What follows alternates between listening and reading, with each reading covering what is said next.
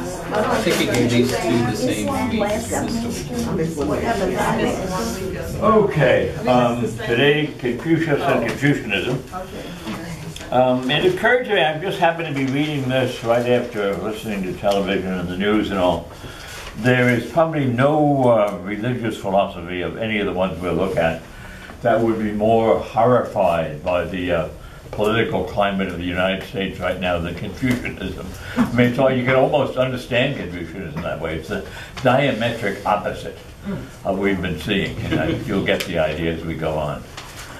A little bit of Chinese history and tiny bit of geography.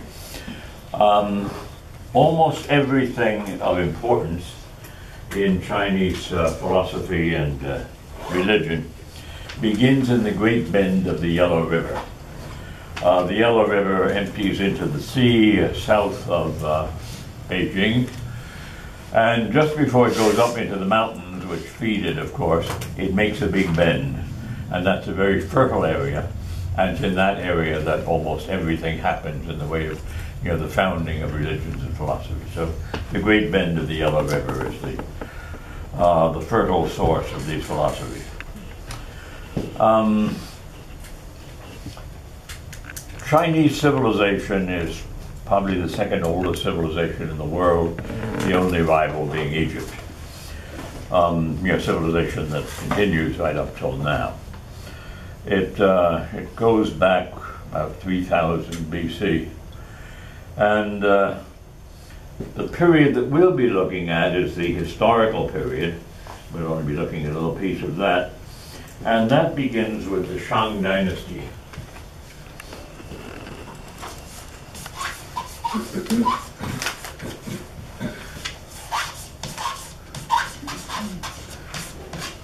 These dynastic centers are also in the Great Bend of the Yellow River. The Shang Dynasty, the dates are somewhat uncertain, but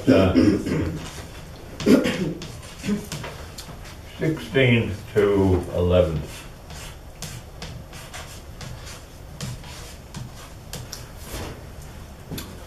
The Shang Dynasty is a quite well-developed dynasty. There were others before it, but they were much shakier and much more, kind of breaking down and giving way to feudal states around them. But the Shang Dynasty is well-developed, and it took on a kind of ideal image. We don't know an awful lot about it. We do know that a number of major discoveries come from that time. I mean, including writing, which originated in divination.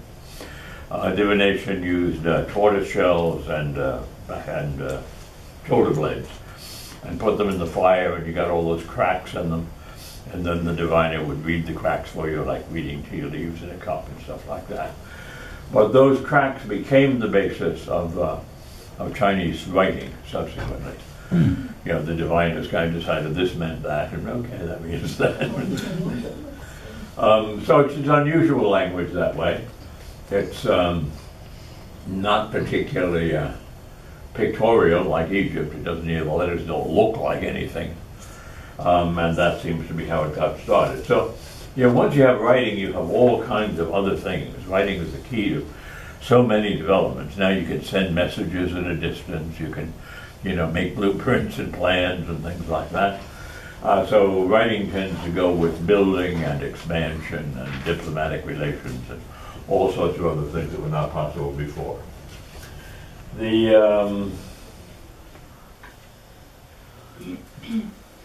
11th century brings in and here we have the old pronunciation thing. The most books about China continue to use this spelling, where CH is pronounced J. So that's pronounced Joe, not Chow or Cho, but Joe. Now I notice some new books are actually putting in a J. I wish they had done that all the time. There's no very good reason for that. But anyway, that's what you'll find almost everywhere, so I'll continue to use it. So the Zhou dynasty. The Zhou dynasty runs from the 11th to, and they probably have a year for this, to around 700.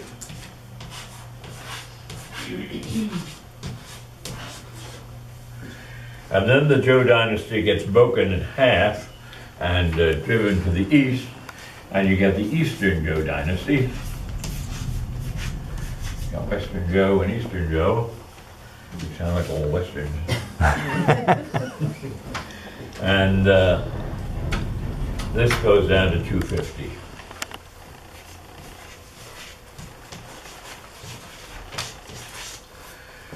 Now it's in this Eastern Zhou period that Confucius comes into the picture, and that in general philosophical and religious developments reach their high point. The Zhou dynasty was a rather enlightened dynasty, but it was invaded by barbarians approaching 700 BCE, and the barbarians chewed it up more and more and made life there more and more dangerous. And so Zhou moved east to get out of the way of the barbarians. Remember, the barbarians were always coming from the west, away from the sea. And Eastern Zhou, again, was rather enlightened at time, but it had a variety of different kinds of rulers. Now, just leaving that as a little timeline. Confucius, whose real name is Confucianism, which means Kung the master, or Kung the guru, or Kung the teacher. Confucianism would be the Chinese rendering of it. Confucius looks like a Latin word, and it is a Latin word. It was, Latin was well known to the people who first did anything about this history, and they put it down in Latin because it looked like Confucius to them. That's true of a lot of other things. Can you repeat the king of, what does it mean? King of? Kung, it's his name, Yeah. the teacher. Okay. Kung the teacher, or the master, sort of a super teacher. His dates are uncertain. I gave you 551 for his birth date. Their 570s are okay too.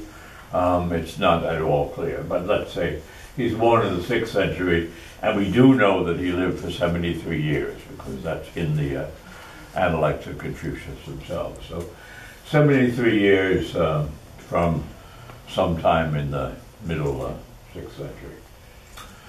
He seems Jim, to be... the Great Wall, it came somewhere... Later than any of these. Later than this? Yeah. Okay. Yeah, in the Qin dynasty.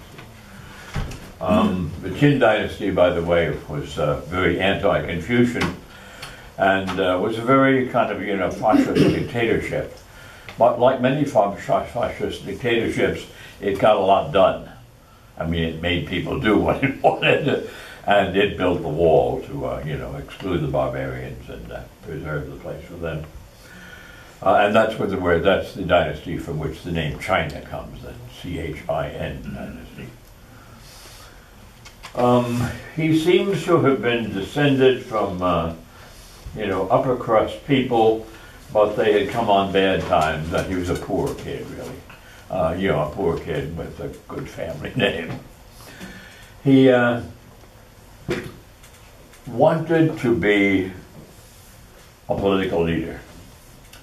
And he wanted to be a political leader for, very admirable motives. He saw the disorder in the Zhou dynasty. He saw that things could be a whole lot better. And so he was, devoted to formulating a way of life that would improve things in the China that he knew. He, in order to do that, he traveled around from one feudal lord to another, offering his services. The Confucius has come to town, and wherever he went, they'd say, yeah, he's a very distinguished man, very learned man. Let's let him give a few lectures before he moves on. So nobody wanted to stay there, because they knew that what he stood for would be, very opposed to many of the things that were being done there. So let's celebrate him, give him a good a good dinner, a nice stipend, and so he went on, moving on, trying. He wanted to be a cabinet minister. He finally got the job in the state of Lu of something kind of like police commissioner, which he thought might be okay because this would have to do with law enforcement, and he had a lot of views about that. But he only lasted a year. He disagreed with too many of the policies of the higher-ups. And after that, he gave up and decided that he would simply be a teacher and translator and renderer of the ancient Chinese classics. And that's what he did for the rest of his life. He taught those who would listen to him, gathered a group of disciples, never very large, but rather influential because of their writings and their talkings, and spent the rest of his life that way, and died with that group of disciples in 73 years after whenever he was born. What is he teaching? Now this again is a case of one of the world's great religions that doesn't seem to have anything much religious about it. You notice there were a lot of them. I mean, Buddhism was like that, Jainism was like that, and Confucianism is like that. None of them are anti-religious, and all of them get increasingly turned into religions a couple of centuries later because people approach them more and more kind of superstitiously. And now you can go to various places in Southeast Asia and southern China and find temples with Confucius there, and you go and offer things to him and so on. Yeah. Jim, you said that their language, their writing is not pictorial. No. No, it's not. So you have to learn what that symbol means, what Yes. that word, And how to make the and appropriate how to sound. make that. Right. So that must make it extremely Yes. difficult. Yeah. Yes, indeed. Remember, it used to be the language used in Korea, and Korea found it so difficult that they developed Korean, which is an artificial language, a much simpler language. You can even see it on stores. It looks much more readable, even though you can't read it, than Chinese does. So, what is he teaching? He's not teaching religion. What are Confucius's values and attitudes? He certainly is a believer, like most Chinese of his time, in respect for antiquity. In other words, there was a feeling that once there was a kind of garden of paradise, once things were good, people were good, things went nicely, and the records of that and the customs of those times should be preserved. So in that sense, very much a conservative, a traditionalist, but traditions reaching way back into mythology, really. I mean, they're believed to be, but there's no historical evidence that they were. So antiquity is always to be revered.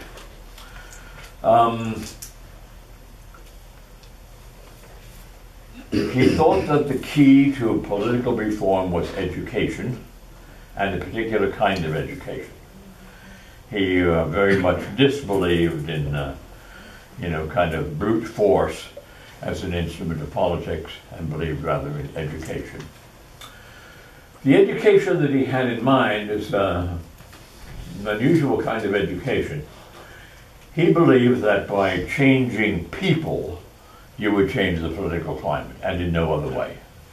As long as you had nasty people, no matter who was in charge, you were not going to do too well. And so his idea of education was to teach virtue, teach a habitual way of behaving that would be good for everybody. And so it's basically an ethical program, but an ethical program that's often translated into political categories. And the person who must learn this above all is the head of state. Because the head of state is always to be a role model. If he's not a role model, get him out of there. Oh. We're facing right now. And that's what I said at the beginning. You could not separate your political persona from your personal persona. People had to look at you and say, that's what we all should be trying to be. Wow. Now, that idea of the real power of a good ruler being the power of example dominates all of Confucianism. And he is often adopted seriously and sometimes hypocritically, but always adopted. I mean, all Chinese rulers pretend to be role models, even if they're not. They conceal their bad side better than ours do. And many of them, in fact, were. I mean, they were quite serious about this, and they tried to lead a life that could be imitated constructively by others. Now, the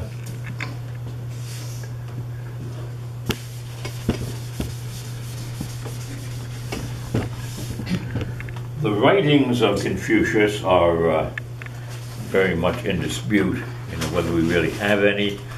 But if we have any, the Analects would be the main thing. They're fairly small. This is an English version of the Analects, but about that much of it is introduction. So about that much. You can read the Confucian Analects in a few hours if you want.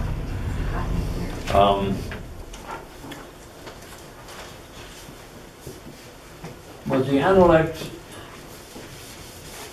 are a lot of one-liners or a few-liners by Confucius, sometimes in response to a question by a disciple, but there's nothing systematic about it at all. Later on, his disciple Mencius did systematize Confucian thought, but Confucius did not. And so as you read through these things, they kind of jump from one to the other. But if you read through all of them, you see that certain themes persist and certain values definitely persist. You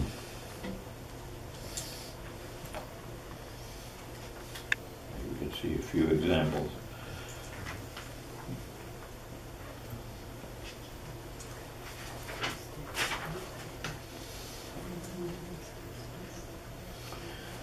And this is an interesting one for now.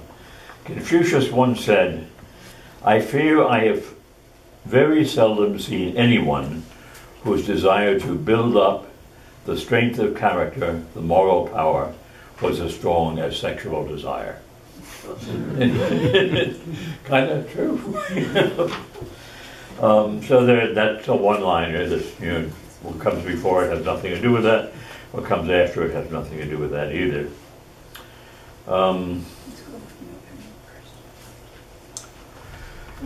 This gives you some idea about Confucius and the spiritual world.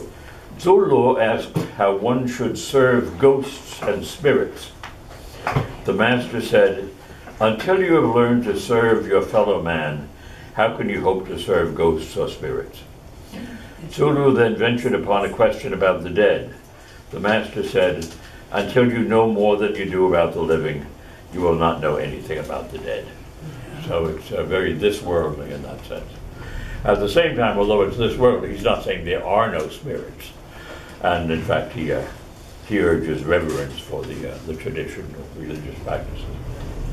I ask a question. In terms of when these sayings were said by the master, was there always someone there to write it down, so to speak? The disciples, yeah. The disciple was designated as the Right. transcriber of these sayings? Yes. And this is true not only here, but for example, Aristotle, all those works of Aristotle did not write a word. His disciples took them down. It was like a devoted student at the lecture taking down abundant notes and then showing them Aristotle. That's pretty much it. Yeah. And it comes out as Aristotle's Ethics of Politics or something. The same thing's going on here. And sometimes we're told who the disciple is, but randomly, not always. But the person who was doing that transcribing, he wrote down pretty much everything that was said. Did the master ever say, well, wait a minute, let's edit this out because this is really just superfluous? Or? Yeah, I would say presumably, but we have no record of that because you'd kind of need a third party there, kind of checking on the relationship between the master and the disciple and the editorial process, but almost certainly yes. And undoubtedly some of these things were just plain written by the disciples on the basis of a vague memory of what the master said. You know, it's what the master would have said, or probably said, or I wish he had said, something like that. So it's, you know, by no means, you know, guaranteed straight from Confucius. See how I have this organized in your notes? Yeah.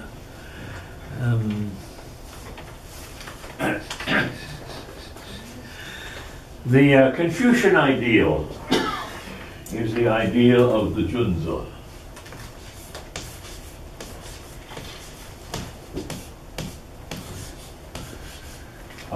This is the kind of person you want to be. And it's hard to translate in this, probably the most popular translation of Confucius. It's always translated the gentleman with a capital G. And there's reason for that, because if you're familiar with kind of the best British ideal of the gentleman, you know, my word as a gentleman, which means you know the kind of person I am, my word can be trusted. That's very much what Confucius has in mind. Someone whose character is such and is publicly visible as such that you would trust him and follow him. So let's call it the gentleman.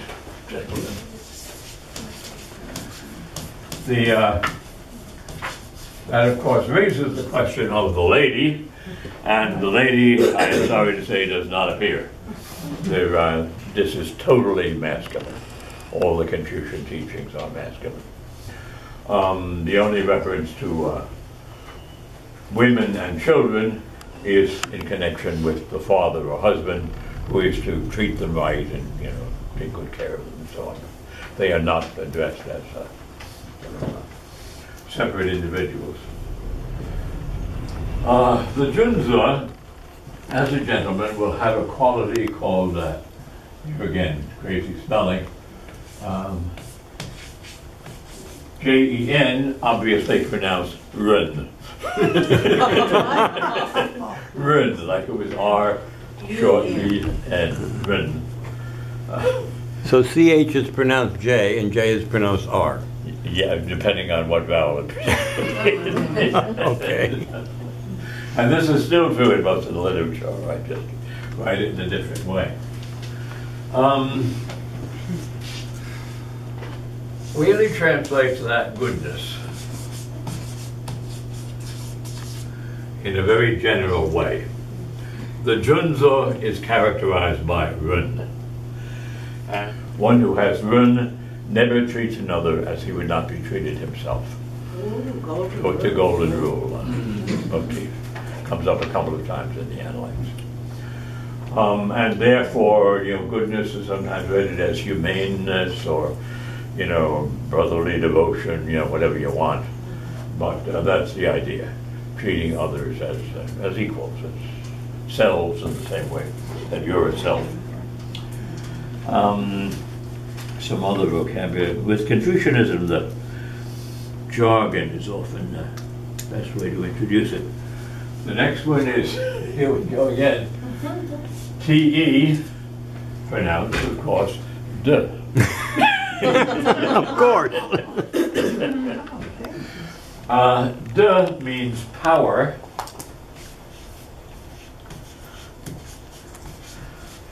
But here it really means power of character, strength of character.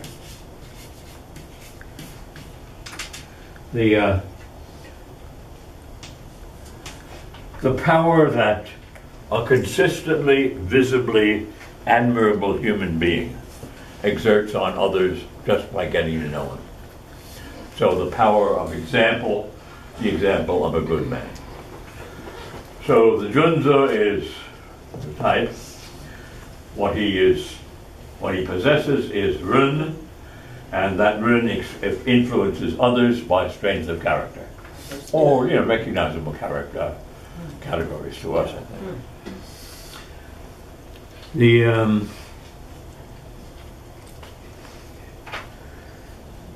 What else was we not? Yeah.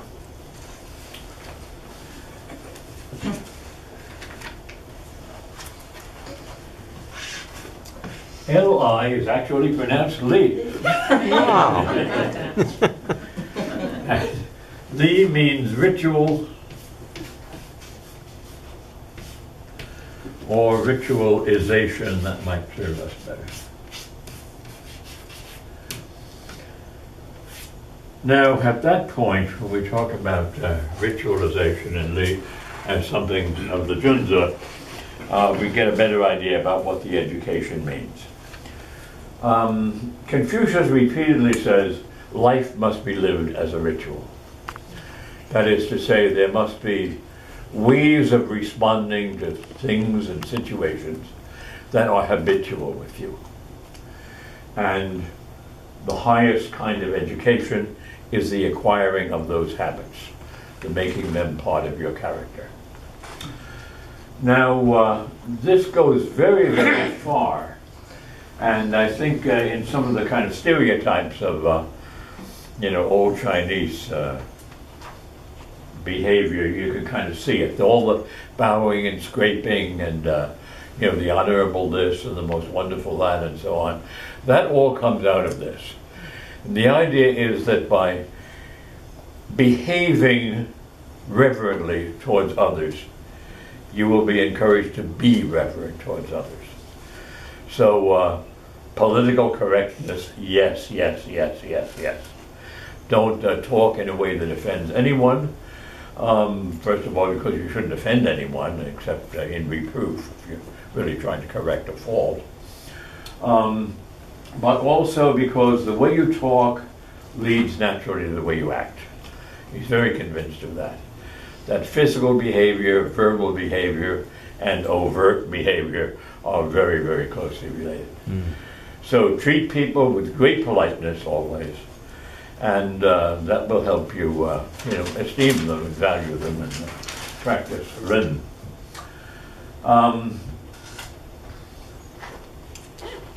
Where can we see this kind of thing? I would say, above all, in the military. I mean, every military is very ritualistic. There's a way of talking to everybody. There are people you salute, there are people you don't salute. There are terms you use, terms you don't use. There are times you keep quiet and times you can speak and so on. That's, I think, the most familiar example of the ritualization of life. And you see it in, military academies for kids and things like that. That same approach.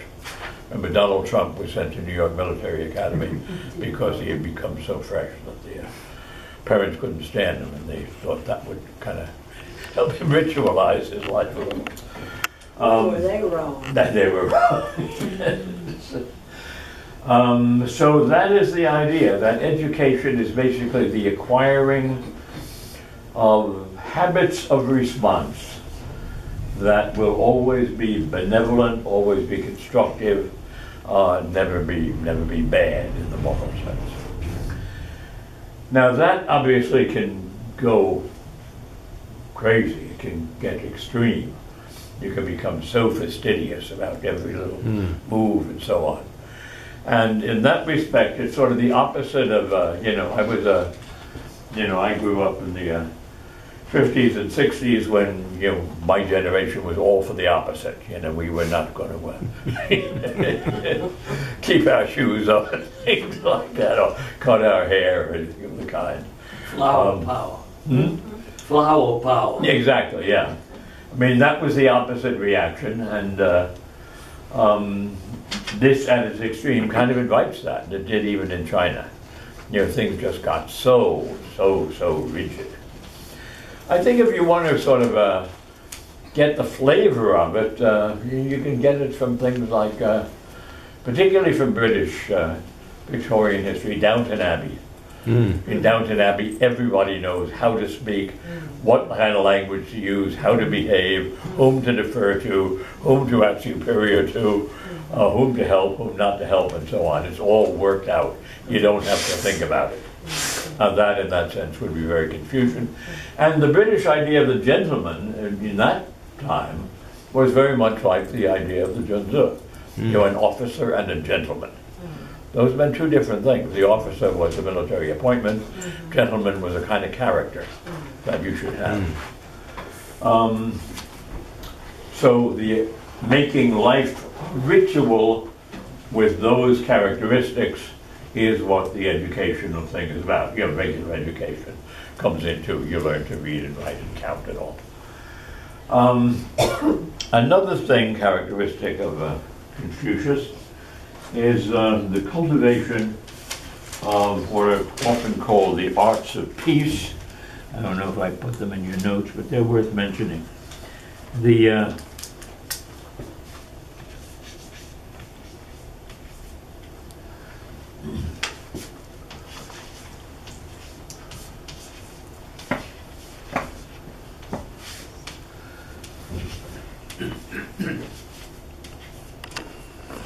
arts of peace.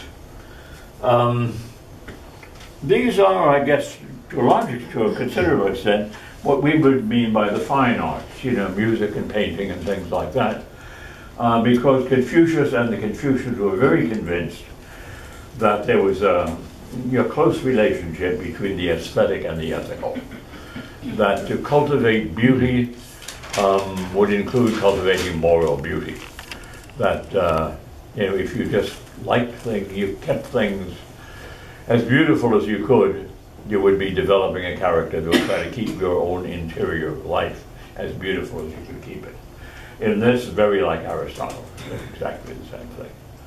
Aristotle even has a whole treatise in which different kinds of music are rated for their effect on character and so on. Now the arts of peace are of course contrasted with the arts of war. Is that pronounced in some strange way? When Oh, no. Well, Lee and Tim and the rest of them are. War itself.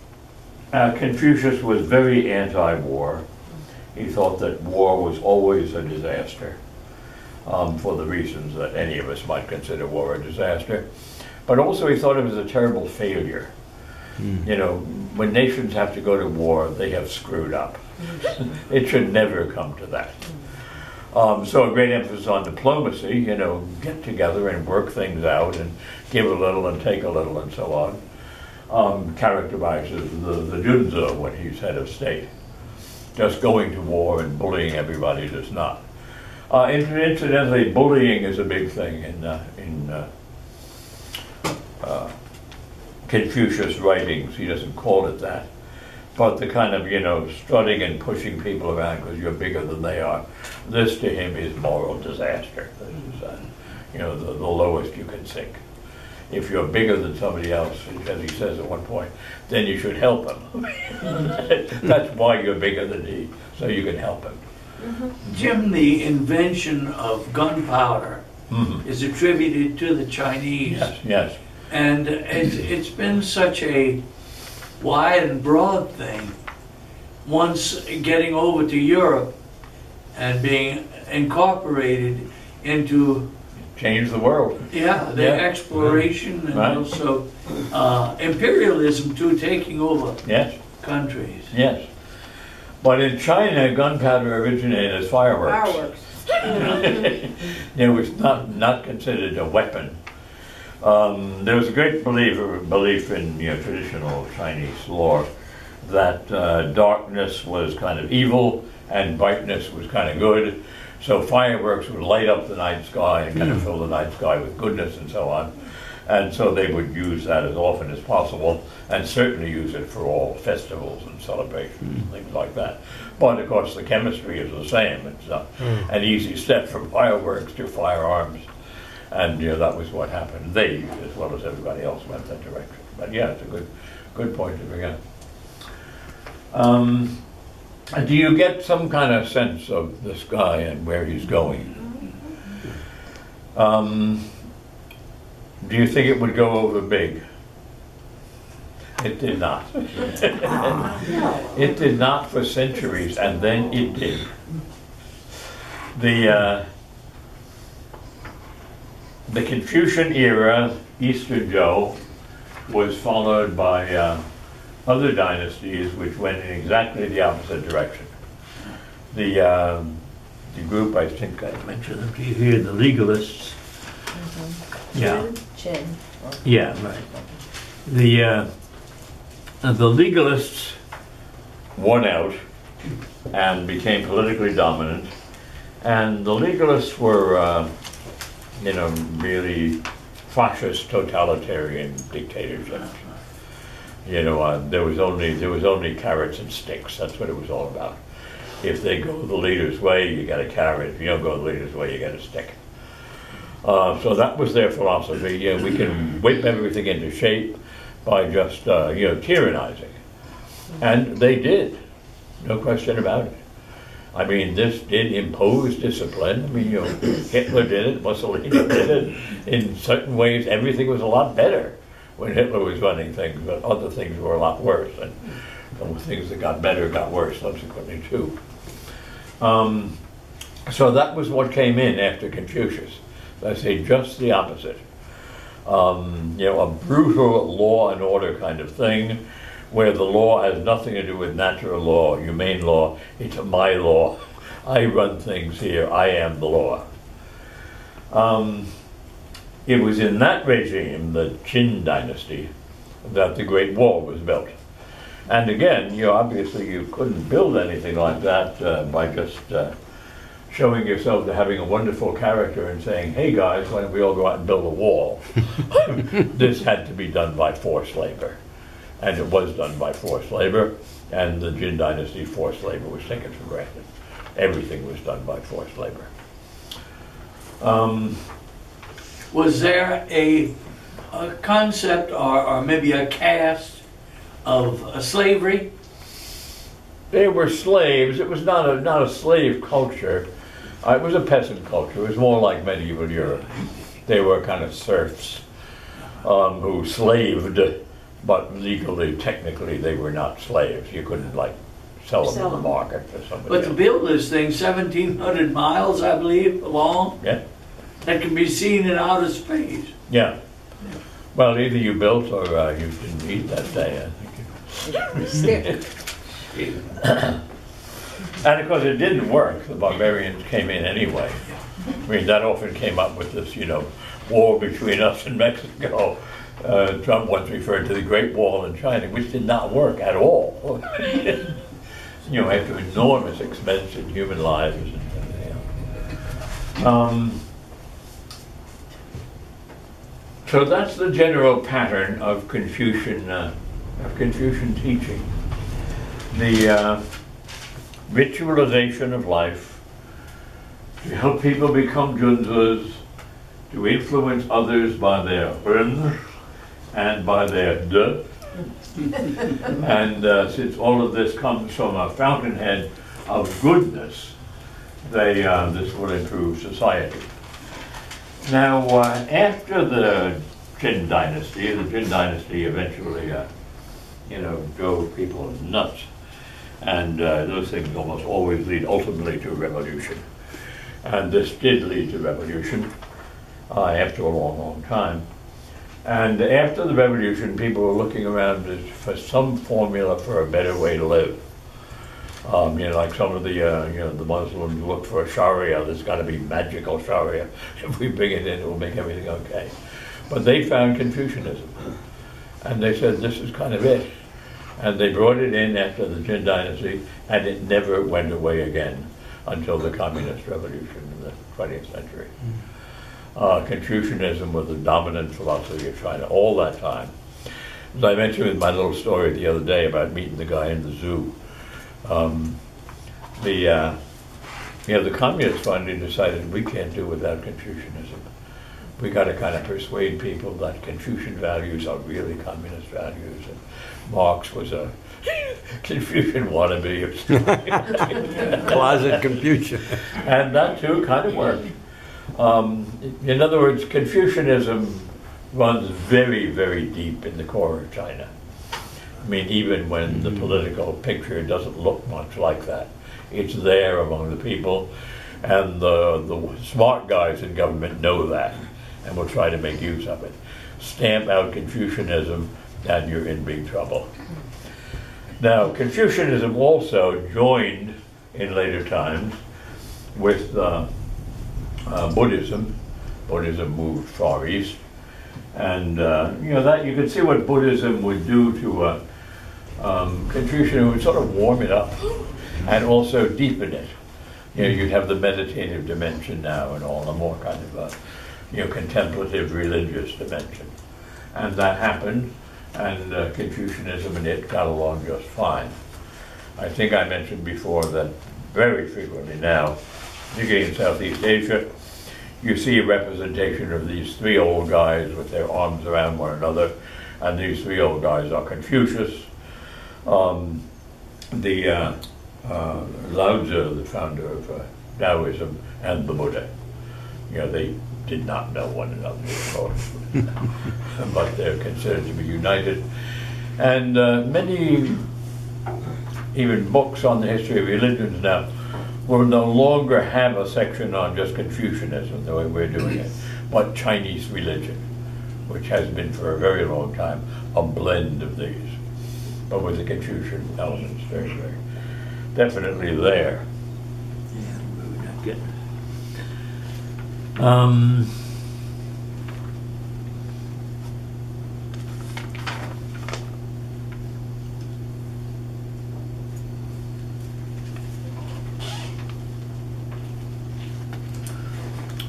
okay, let's take a look, since it is a kind of one-liners, the analyze, so let's take a few of them and give you a sense of the flavor of them.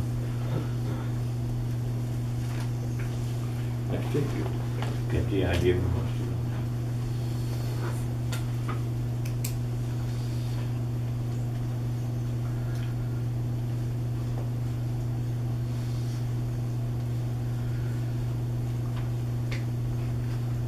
One thing I did not bring in, it's a characteristic Chinese and characteristic Confucian, is moderation.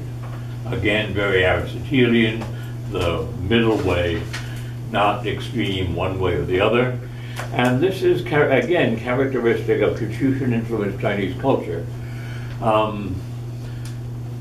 We don't want you to dress gaudy, and we don't want you to dress dreary. Something in between. We don't want our buildings to look like the Las Vegas Strip, neither do we want them to look like the graveyard. We want something in between. And that applies also to human behavior. And as I said, at a certain point, this becomes so detailed in its working out that there are lessons in how to speak and so on. Don't speak too loud, don't speak too soft, speak in a pleasant, audible, moderate voice. And do things that way. Don't plunge in. There's one virtue called shi, which means when something comes up that you have to do something about, look before you leap. In other words, take a long look at something that you do have to do something about, but don't do it until you've taken a very close look at this, thought it through. Which led to accusations of the Confucians never get things done. The Confucians' reply was, we don't have to undo so many things. So the motivation thing is very, very important. What about the afterlife? The afterlife, Confucius just didn't want to talk about it. Quite clearly not because of any hostility to it. He just didn't think that was his role. Remember that thing I read? He said, I'm not going to talk about the dead because we have too much to say about the living. He has a number of things kind of like that. There is another world, and you may speak of it, but I have trouble enough with this world. So it's kind of, this is my area, I have something to contribute here. Yeah. You could get your local theologian or whatever you want for the rest. So there's no Confucian explanations about the afterlife. I know that during the various periods of the empire, in order to get ahead in civil service, you had to sit for a big national examination. Mm-hmm. And they say that exam was based on Confucius. Right. So would it be that, say, they would give you one of his sayings, and then you would have to write these long essays? They said it was all essay written. Yeah, it was partly that, but it was partly also, you begin sort of like a case study. You know, this is the situation, what would be an appropriate Confucian way of dealing with this? And sometimes that would be a political situation, sometimes a family situation. Family, again, Confucianism is very hierarchical. The virtue of Xiao, H-S-I-A-O. Naturally. You could probably get a pet to do that. My cat can do that. Yeah, a cat might very well. You hear about the Ming Dynasty. Uh-huh. Is that Much later. a time? Yeah, Oh, that's yeah. Yeah, Ming is always the family or the lineage. I mean, Ming is the name is. And then the dynasty is the stretch of time during which that family ruled. Ming dynasty is a lot after this. Yeah, filial piety is very, very important. And there too, there's, you know, family values are very much in here. But the family values, again, follow the same pattern. You know, daddy must be a role model. And it's always daddy must be a role model. Lady, you know, to sex, you know, there's, you know, women can be a junzi tuns and all of that. But not in Confucius' time.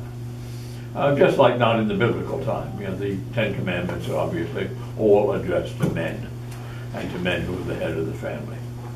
You know, your wife is nothing there about your husband, etc. And that's pretty much true of all wisdom instructions in the Bible. They're all clearly addressed to the mature man, not man of the house in that sense. And that's true in Confucianism too. But, you know, just about, I mean, our own tradition was pretty male-centered for most of its history. And as with us, so with Confucianism, there was an increasing tendency to feminize what could be feminized. And that has happened now. But that's all very modern, but it's also very modern in Christian tradition. I wonder about that. And I'm wondering if it's an insult to women, or if it's more of a way of saying women will naturally behave well and don't need any instruction. It's men that need reining in. Well, except that in the Bible, in the wisdom list, you have a number of things addressed to the man about what to do if mama misbehaves. So that mama could misbehave was definitely in the works. And I mean, the adultery takes two. Yeah.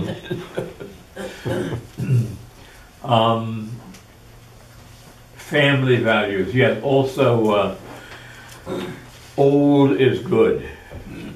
And for Confucius, that's very true of almost everything. You know, the old books are good, the old ways. But the old ways, you know, don't mean the ways of a couple of hundred years ago. They mean the ways of 1,000 years ago, and therefore they're totally mythological. Actually, they're like the Garden of Paradise. Once upon a time, things were great, and we're trying to get back there again. Is that where ancestor worship comes in? Yeah, yeah, yes. And that even Buddhism takes that up later. The old thing also applies to human beings. Old people are to be treated with very, very special reverence. And there are some kind of interesting things there, you know, which strike a little resonance with things you hear nowadays. Like there are several passages in the Analects which say, the virtue of Xiao does not simply mean that your elders must be provided with food and shelter. They must be provided with love and companionship. So you're not just, you know, they're off the streets and they're taken care of, but they need you, they need warmth, they need human interaction, which is quite interesting at this time in history, as that brought out. Family councils were very much in the works, And there in some of the older material, you find a family council in which the elders, the ancestors, also attend the meeting. You might have a family meeting in which, say, we're the family, the four of us. We're going to have a meeting to decide, whether we really approve of the marriage that our daughter is contemplating and so on. And he says, yeah, but, what would Grandpa have said? Well, Grandpa is invited then to come and given a place at the table and a chance thing, kind of like dice or even thamim will be used to get Grandpa. He's assumed to be really active here. Oh. So we will flip a coin. If it comes down heads, Grandpa is for the wedding. If it comes down tails, Grandpa's against the wedding. And, then he gets a vote. The yin and the yang are not Chinese. They're very Chinese, yeah. Well, they're very. Yeah, they're more, they predate all of these people. And they'll be more conspicuous in Taoism than in Confucianism. But yin and yang implies that there are these two sort of complementary poles of all reality, which are characterized in many different ways. But one of the ways is gender, the female, the feminine, and the masculine. And the symbol of yin and yang is always that circle with the two kind of like commas, interlocking commas inside it. That's yin and yang. But it does mean that all of reality has, some of the opposites involved are warm and cold, bright and dark, higher and lower, masculine and feminine, and so on.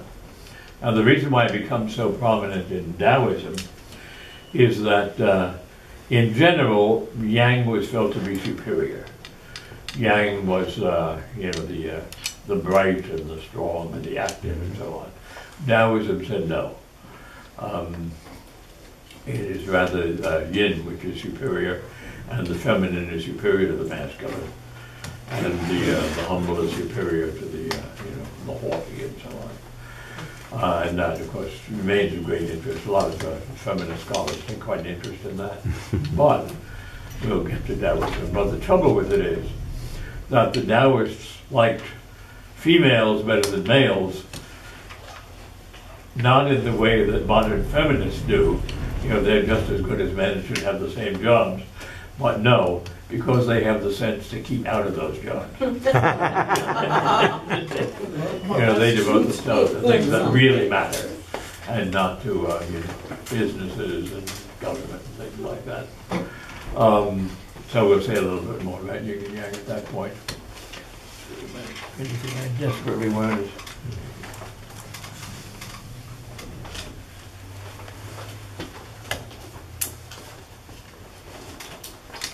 Yeah, I mentioned that he gets divinized later on too. Confucius, he would have been totally astounded. Not at all approving.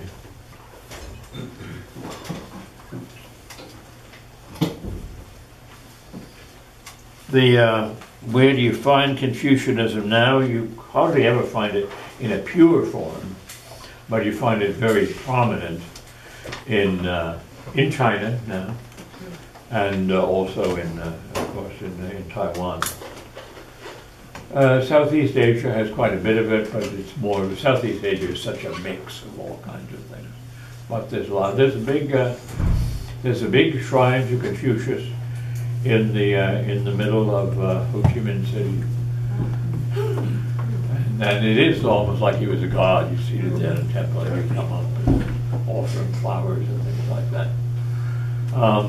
Thailand also has a fair amount in it, even though Thailand is Buddhist. But Buddhism and Confucianism get along pretty well there.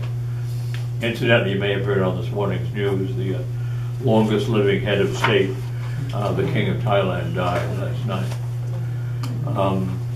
He was a pretty good king by all accounts. I remember when I was in Thailand, someone said that you've probably seen The King and I. And I said, yes, it is against the law to show it in Thailand. Because it was considered to be kind of, making the king look ridiculous. So This woman could. simpletons who needed the British lady to straighten them out. So it was actually against the law there. And lèse majesté, your offense against the crown, is a crime in Thailand. So you can't, say bad things about the king either. But he did a lot of really good stuff, and he outlasted everybody else.